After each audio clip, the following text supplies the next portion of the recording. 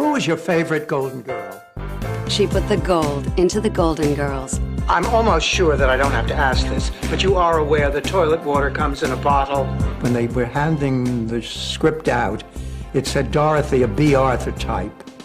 The real Bea is nothing like the domineering characters she has played on TV. Everybody in New York said, what was Bea Arthur like? Did you get along all right? You know, she scared you to death? I said, scare? What are you talking about? She's an extraordinarily private person. If you ask me who lives at home in that head, I honestly couldn't tell you. The character she played in Golden Girls was 180 degrees from the quiet, reticent woman that Bea Arthur is in real life. She just would rather stay home and walk around with no shoes on. She gave up her own happiness to make people laugh. It took a toll on my marriage, on my family life. And hers was a career that almost didn't happen. She said, you have the talent. It's a matter of bone structure. At which point I thought, I'll get even with you, you miserable. Now, with over 50 years in show business, Bea Arthur is getting the last laugh and telling her story for the first time. All in all, I've had a damn good life. She's also singing about it. In his eyes, it just amazes me. Now, the story of a woman who became an unlikely diva. This is Lifetime's intimate portrait of Bea Arthur.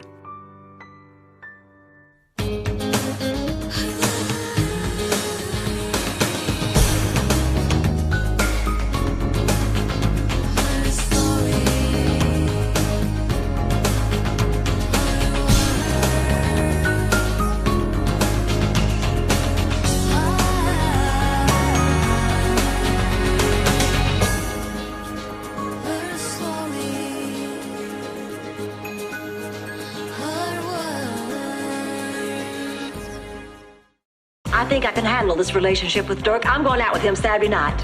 Was there ever any doubt? Momentarily.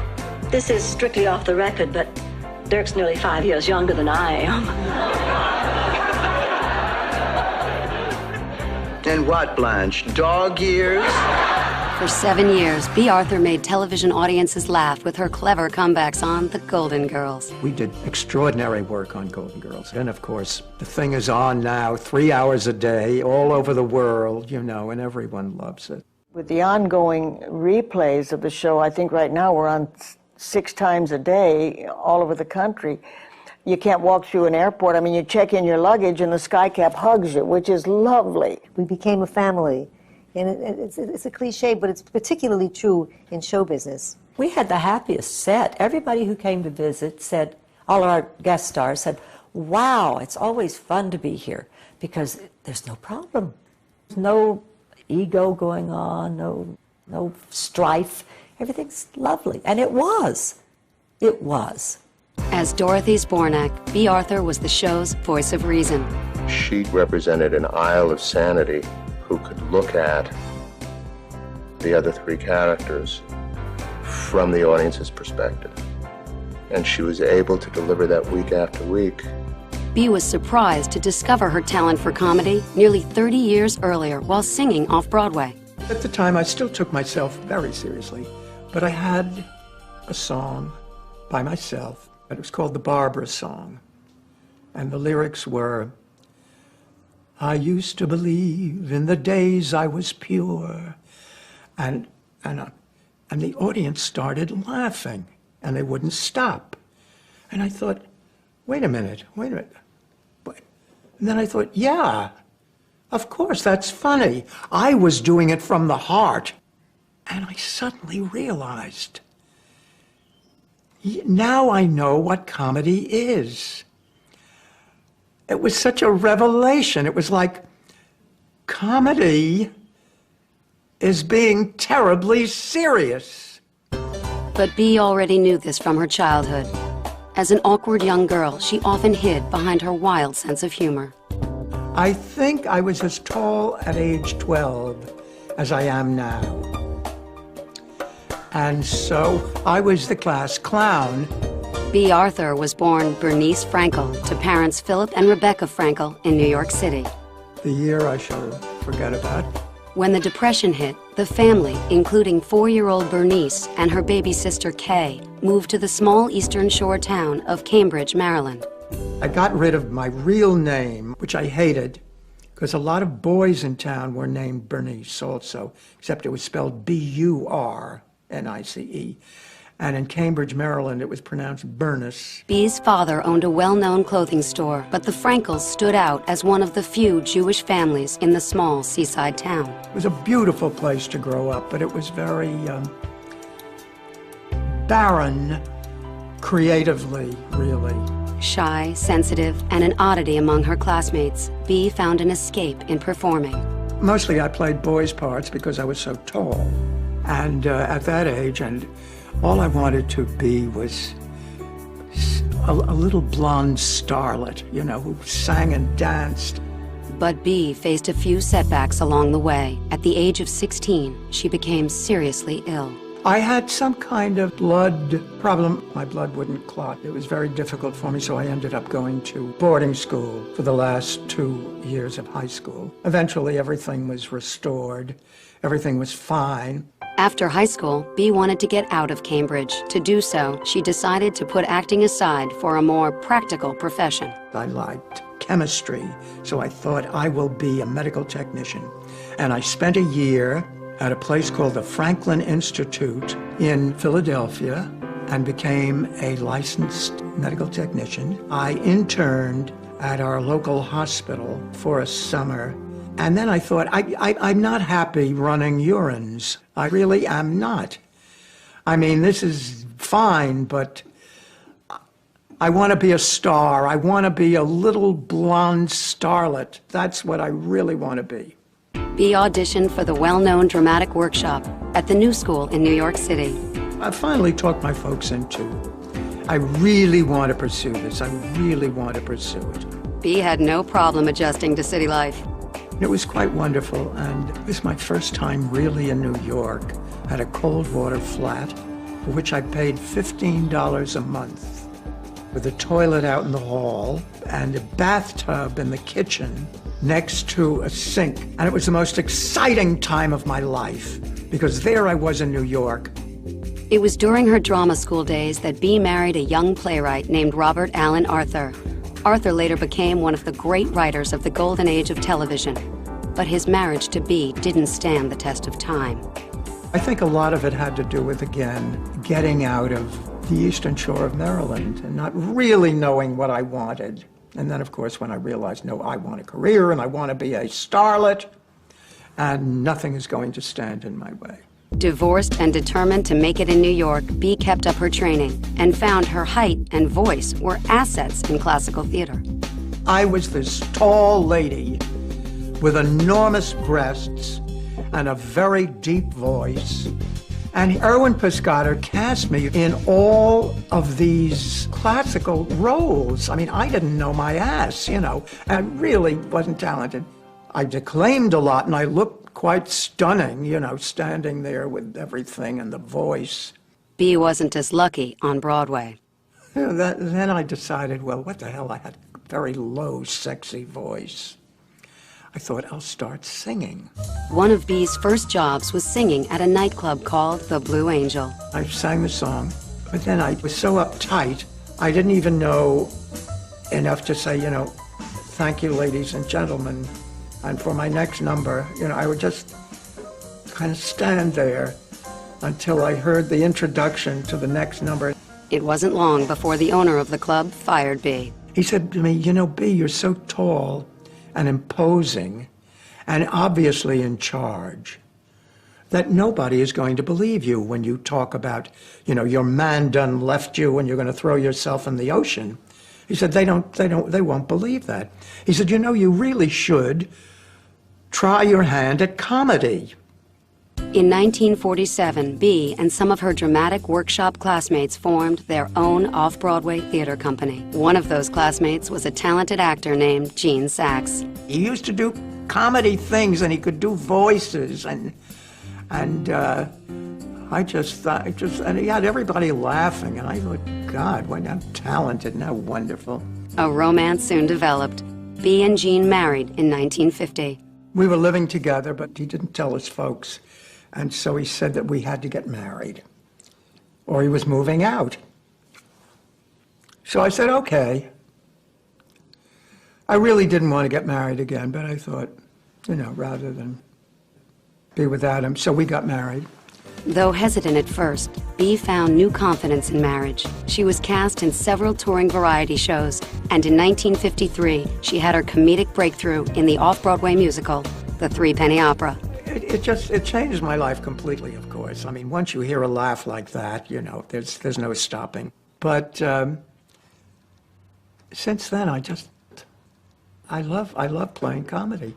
And it's as though after that, everything happened for me. Suddenly, Bea's stage career took off, and in 1954, she made an everlasting impression on a young writer named Norman Lear. I went to a Broadway show called Shoestring Review, and the curtain parted at one moment in this production, and a big woman, a beautiful big woman, was leaning against a lamppost, swinging a purse, as I remember. And she sang a song called Garbage, a torch song. And every time Beatrice Arthur sang the word garbage in that voice so unique to her, it was unforgettable. In 1956, Bea was asked to understudy former screen goddess Tallulah Bankhead in the famed Ziegfeld Follies. She appeared at the head of this staircase in a white form-fitting satin gown with a white fur floor-length stole. She was so gorgeous anyway, and she took her time coming down the staircase to this tumultuous applause. And I thought, my God, that stage presence. After the show, Bea got a rude awakening from the famous prima donna. She said, you, Beatrice, you divine Beatrice, and you were the only one who asked me what it was like coming down that staircase. And I know what you were thinking. You were thinking, it could never happen to me. What does it feel like? I didn't know what to say. She said, I want to tell you something, dear. Strictly a matter of bone structure. She said, talent, because you have the talent. It's a matter of bone structure. At which point I thought, I'll get even with you, you miserable. As a young actress, Bea Arthur never thought she'd play a leading lady. Let's face it, until Streisand arrived on the scene, nobody could become a leading lady, unless they were magnificent looking. At 5'9" with a baritone voice, Bea could be quite intimidating. That voice, you just hear it. Hello, George. Oh my God, it's Bea. But her appearance didn't matter. Her comedic talent was strong, and television came calling. As a result of the Ziegfeld Follies, I started getting asked to do what we call under fives, meaning if you had under 5 lines, they had to pay you very little. And I would be called on to work doing under fives with various comedians. I did a number with Sid Caesar, which I adored. In 1959, Norman Lear called Bea to be a regular on The George Gobel Show. George Gobel was one of the great successes of television in the 1950s. Norman was out here in L.A. Doing that, and he called me and asked me, told me that he had seen me in Shoestring Review, if I'd like to come out. Well, of course, anything. We had no money, we had no jobs, and came out, and I was a regular on it. But we only did 3 or 4 shows, and then the thing ended. When the show ended, Bea and her husband Gene Saks returned to New York, but her relationship with Norman was just beginning. Norman and I just became very, very close friends. Back in New York, Gene found substantial success as a Broadway director, and Bea decided to turn her focus toward family matters. It was during this time that the couple had 2 sons, Matthew, born in 1961, followed by Daniel 2 years later. She was always an affectionate mom growing up. She was always hugging us and holding us and caressing us and running her fingers through our hair. Bea was a very, very loving mother. She was a very involved mother. She was terribly interested in her boys. When we were little, you know, my mom was always emotional. It didn't take much to get her to cry out of happiness or sadness or whatever. It was a happy time for the family who divided its weeks between a Manhattan apartment and a country house in upstate New York. She loved the country, you know, she loved us kids having the swimming pool and, you know, the dogs having free rein and being able to run everywhere. We were just a regular family, so we thought, you know, and we really were. There were great times when we were little. But in 1964, Jean contracted hepatitis, and it was Bea who became the Broadway breadwinner in the hit musical Fiddler on the Roof. I stayed with it for a whole year because Jean was quite ill at the time with hepatitis. So I was like really the sole breadwinner that year. Jean's health gradually improved, and by 1966, he was hired to direct the Broadway musical Mame. I know she wanted to play Mame, and I think that Gene Saks, her husband, probably put her forward as a possibility to play it before I kind of came into the picture big. And so I don't think she ever quite got over it. I can say that in all honesty, and I think she would agree. Of course, Angie got the part. I guess it was a matter of bone structure. Disappointed, Bea took the supporting role of Mame's best friend, Vera Charles. Curtain calls came, and of course there was the cast, and the next to the last curtain call was Angie and me. And we came down the stairs. Not together, you understand, because Mame came first. She was dressed in white, and I was dressed in black. And I remembered saying, the next time I come out in a show, I am going to be wearing white. That to me was like, that means I have arrived. Both Bea and Angela walked away with Tony Awards that year. She got it for lead actress in a musical, and I got it for supporting actress in a musical, in the black dress. Despite having to wear the black dress, Bea formed a lifelong friendship with her co-star. We have this extraordinary relationship, which you say these two people don't belong together, but we actually get along very well. We could be sisters, except we don't fight and hate each other, you know what I mean? There's such tremendous respect for each other's talent. In addition to the friendship, Bea and Jean's creative collaboration brought their family closer together. Gene thought Bea was very, very funny. You know, he always thought she made him laugh. She really did. He was tickled by her. And they had these two little boys, you know, Danny and Matthew. And so they had a family going. Both my parents' careers were really happening, were really doing well. So they were getting big jobs all the time and doing on Broadway, and my dad was making movies. After a year on Broadway, Bea again took time off to be a stay-at-home mom. Jean started to direct films, and in 1971 went to Los Angeles for a job. Bea was set to join him when she got a call from Norman Lear. It was the call that would change her life forever. In 1972, Bea Arthur did the unthinkable. They uprooted us all from New York. She was lured to Los Angeles by her good friend, producer Norman Lear. When he did All in the Family, and it was so very popular, he called me and asked me to come out and play a part. And I said, oh, please. I didn't want to come out. I said, first of all, I don't like flying. And what if if you write something for me and I don't like it? I said, I'd feel terrible, you know, because you're my friend, and I couldn't say no. Bea played Edith Bunker's cousin Maud, a liberal, 5 times married feminist who was the first to put Archie Bunker in his place. I wanted to see him beaten, verbally beaten. Apparently it was the first time anyone had ever spoken back to Archie Bunker. It was very clear to all of us that there was a show in this woman and this character. Norman called me the next day after we did it and said, they're giving you your own series. So out we came. that was kind of changed our lives because we all moved from New York to California. Gene did not want me to take it because it involved moving out to California. You know, and his job, his profession was in New York. But we talked it over, and I think he thought it's too good a deal not to. A product of the feminist movement, Maude was unlike anything previously on American television. She was middle-aged, strong, and opinionated. We've been through an awful lot together. A lot. 6 husbands, you're 2, my 4. The combination of B. Arthur and Norman Lear was pure genius because Norman had thoughts that only B could really convey.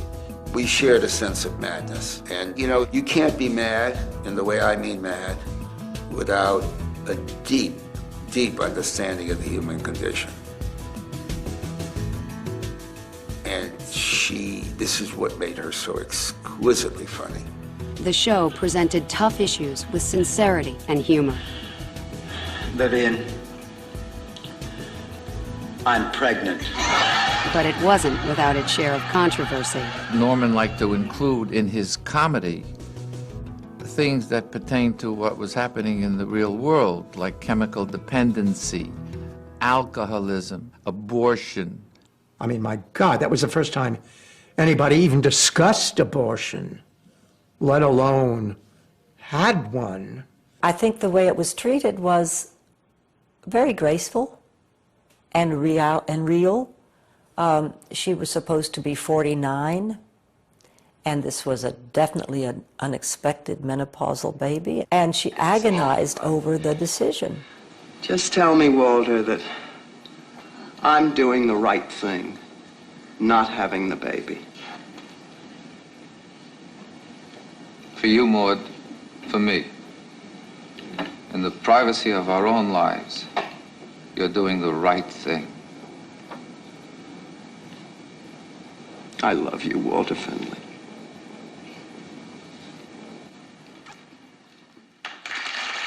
Of course, we got a lot of mail. We got a hell of a lot of mail. And, but I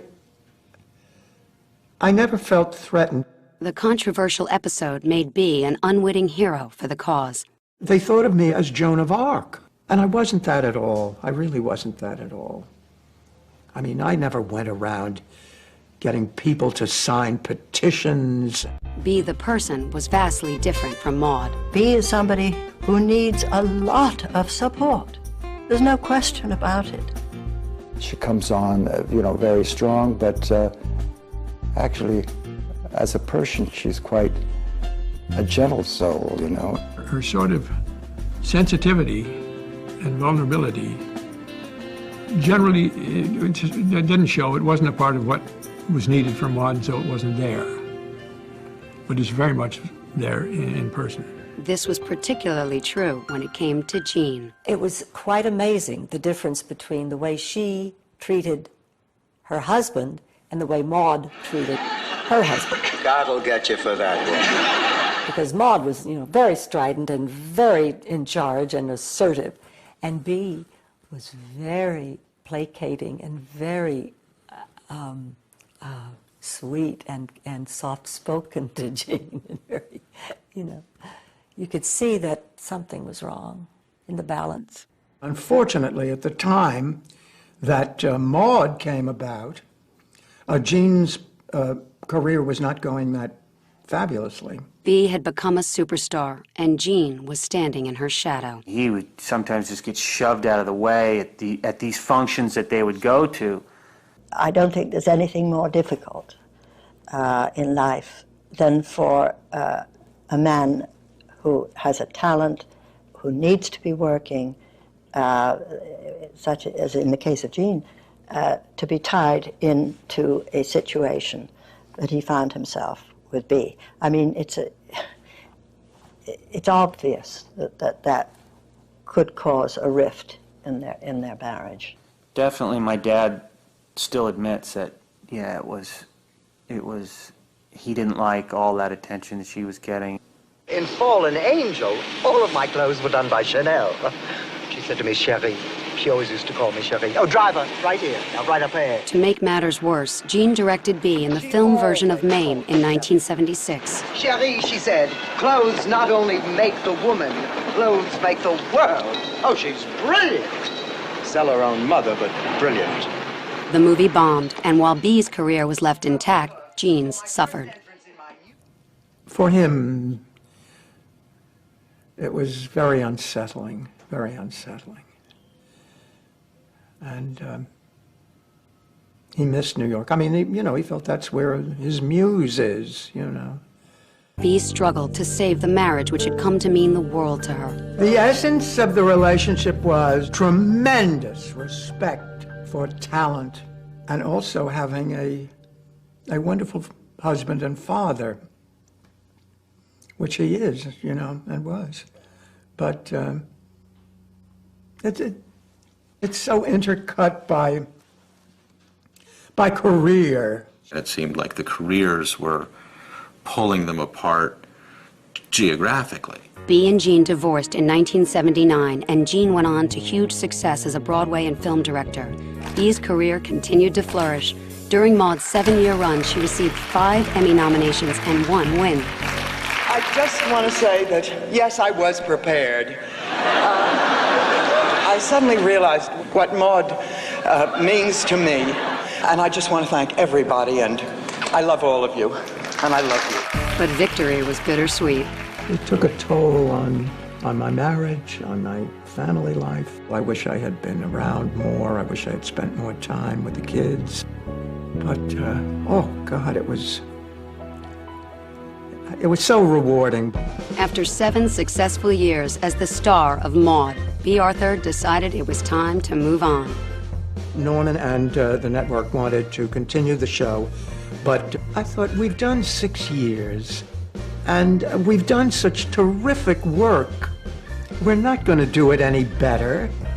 So let's leave it. Let's drop it and leave, on a real high. After 7 years on the hit show Maude, Bea Arthur was making guest appearances and looking for work. This year, the producers promised that my participation would be short and dignified. We were doing the American Comedy Awards. And on one of the first American Comedy Awards, we got Bea to come in and do an introduction. And she became like a vital part of the success of the American Comedy Awards. And every year we came up with something that was, more and more unbelievable.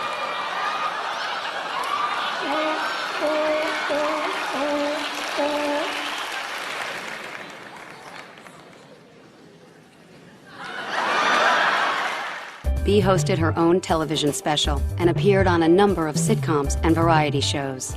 I was doing bits and pieces here and there where I would be anything but Maude. Please bless me, Father, for I have sinned. It has been 6 weeks Mother. since my... What? Please bless me, Mother. I am Mother Ann, the first woman priest in this parish. After another go at series television in 1983 and a brief return to Broadway, Bea got a surprising call. An agent that I had at William Morris called me and said, what is this? I hear you're doing a new series. And I said, no, what are you talking about? He said, yes, it's something called Golden Girls. I said, never heard of it. But I finally realized later, it was when they were handing the script out, it said Dorothy, a Bea Arthur type. The Golden Girls was about the lives and loves of 4 women of a certain age living in a Florida retirement community. We don't see women of a certain age unless they're playing an adult's mother. They're characters, but they're not front and center. Honestly, Sophia, to hear you tell it, you'd think all we do is fight. Hey, I didn't say all we do is fight. We also talk about sex. The producers needed to find 4 older actresses who could pull off the show's racy humor. The man of Blanche's boudoir. It's a calendar. Each month has the picture of a man who's brought some special joy into my life. I read Blanche, and he said, thank you very much, and I went home, and the next thing I know, I've been called in to come in again, and so is Betty White. And they liked it. So now they'd already hired Estelle Getty to play Sophia. The only part left to cast was the practical-minded Dorothy Zbornak. I think we heard in the creation of this, we heard Bee's voice. Oh, Blanche, oh, honey, this is so thoughtful. Whoa! You want B. Arthur, and B. Arthur wants no part of it. Head writer Susan Harris also championed Bee. Ironically, it was Harris who had written the controversial abortion episode of Maude years earlier. I get a call from Susan Harris. She said, Rue, can you help us? Can you call Bee and tell her what she's missing out on, and this is wonderful. And I said, I've been wanting to work with her again ever since Maude. It's already been, 5 or 6 years, and I said, I've always wanted to work.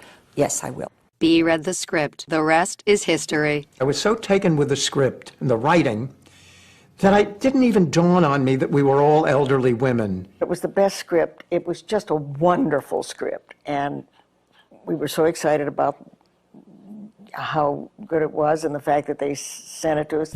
The Golden Girls set a new standard for the over 50 set. The show's 4 female leads were empowered, emotional, and were still getting a piece of the action.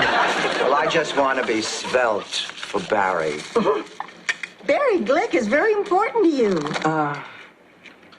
Barry was the man that I wanted to be the first. First where? On Mars, Rose. Everybody loved it. They stood up and cheered. I mean, we knew. It was obvious. What wasn't obvious was that at home, Bee was having a difficult time caring for her elderly mother. My father had died a number of years before I came out to do Maude. And so she came out, was living independently here. But toward the end, and by the year that I started Golden Girls, she was almost totally blind and almost totally deaf. She finally decided she would come out and stay with me. She really didn't want to live. I got the feeling, although Bee never talked about it to me, that there was a great sadness there. Great sadness. It was a pretty rough year. Pretty rough year. A lot of drinking and carrying on. Bee's mother died just as Golden Girls was becoming a hit. Through it all, Bee was a consummate professional, and in the wake of her grief, she continued to make people laugh. Blanche, are you pretending you just found your first gray hair again? The show won its share of accolades over its 7-year run. In 1988, the Golden Girls swept the Emmy nominations. And the winner is Beatrice Arthur, the Golden Girl. But it was Bee who took home the award. Working with the 3 ladies is, as I said earlier, there's not a dud in the crowd. You know what I mean? It's beautiful. They say we're young and we don't know. We won't find out until we grow. I don't know if all that's true, but you got me, and baby, I got you. One of my very favorite Golden Girls where Estelle had entered us in a mother-daughter beauty contest at Shady Pines. And for the talent section, we played Sonny and Cher. Babe. I got you, babe. I got you, babe. The Golden Girls ran for 7 successful seasons. For the first 5 years, we were never out of the top 10. And that's a lovely feeling. We became a family. And it's a cliche, but it's true. It's particularly true in show business, because you get the innermost part of somebody if you're with them 5 days a week and for hours on end, and just interfacing with each other. But again, Bee felt like it was time to leave on top and move on. We did extraordinary work on Golden Girls, and so after 7 years, I had signed for the last 2 years. I thought, it really is time to leave. We've done it. We've done it. We can't top this. And I know I did the right thing. Our ratings were on top and on top and on top for the longest time. It was a wonderful experience for me, and a wonderful experience for Betty White. Bee was never quite happy, never quite happy. So that after 6 years, I wasn't even sure she'd come back for the 7th. She did, luckily. But then She said adios. She didn't want any more to do with this. I think that's sort of admirable in a lot of ways, you know, to not hang on to something and ride it into the ground, but step off at the top like that. The network attempted to continue the show with Bee's 3 co-stars and a new title, The Golden Palace. But without Bee, the show didn't have the same magic. I think we were all just tired, and I wish we had all had Bee's good sense to go out on top gracefully and not listen to the needs of other people whose motives might not have been as pure. After I left Golden Girls, I thought, I don't know what I want to do. I really don't. I haven't the faintest idea what I wanted to do. Throughout the 1990s, Bee enjoyed a semi-retirement and limited her work to a few plays and television guest spots. I've worked in so many areas. I mean, I used to get quite a laugh when I said the only things I haven't done are rodeo and porno. In 2000, she played a whacked-out babysitter on the offbeat comedy Malcolm in the Middle. Playing with my imaginary friend, and Reese hit me because he said I shouldn't talk to myself. Well, Reese is a horrid little boy. I mean, there's nothing wrong with having an imaginary friend. I talk to my Harold all the time. You do? Of course. He's here right now. Would you like a cookie? Sure. No. He's over there. The performance brought Bee her 11th Emmy nomination and secured her status as television gold. But what I didn't want to do was another, series, because it takes too much out of me. Since her failed nightclub days, Bee had always dreamed of doing a one-woman show. She said to me during Maude, I don't really want to act. I want to sing in front of an orchestra. That's what I want to do. So she's been sort of stifling this desire, and she's been doing acting. I said to her then, I said, you just have to do a show where you can show all the different sides of you. I figured, why the hell not? Rather than wait around, so I don't want to do a series, and rather than wait around for another fabulous role, like Gypsy or something, that let's do something on our own. So Billy and I, over a number of years, put together a one-woman show. She enlisted the help of her good friend Billy Goldenberg, and together they created a show of songs and stories from Bee's life. When she sang, she was so moving, and it was so what you don't think she would sing. My height, just average. My weight, just average. And my IQ is like you'd estimate, just average. Now, with this one-woman show, she got to do a little bit of narration and tell some jokes, a couple of really raunchy ones by my standards, and do some songs throughout her career. Through song, Bee has shared stories about her early days as a struggling actress in New York and her rise to television stardom. I think we hit 32 cities in a year. But then we went to Broadway, and it was wonderful, wonderful. It's amazing when you think, oh yeah, mom's a great singer. I forgot, she doesn't only make good sandwiches. She makes whole auditoriums of people stand up and applaud. When not receiving standing ovations, Bee is happily spending time with her family, which now includes a baby granddaughter. Well, she loves being a grandmother. She loves Kira. She comes over every 2 weeks to see the progress. Also considered part of the family are Bee's 2 Dobermans, Emma and Alvin. Since we were little, we've always had dogs, we've always had animals. And Mom tends to name animals people names and talk to them about their problems. Albert, come on, come with us. Albert does not trust us. Bee loves dogs. She loves big dogs. The remains of a poop. You could confuse the bark of these dogs with the bark of Bee. Bee has extended her love of animals to her charitable work. Hi, I'm B. Arthur. Please call Peter for free information on effective animal-friendly brands. Bee also keeps up with the friends she's made over the years. I don't have the words to express how much I love that woman and how much she has given me, because in addition to making a very successful show, which she and that great company made, she personally has caused me to laugh as I've never laughed at anyone ever before. Bee is one of the most loyal people that you'll ever know. And she is loyalty itself to me, and I to her. And with her one-woman show, Bee has cast herself as the diva she was told she would never be.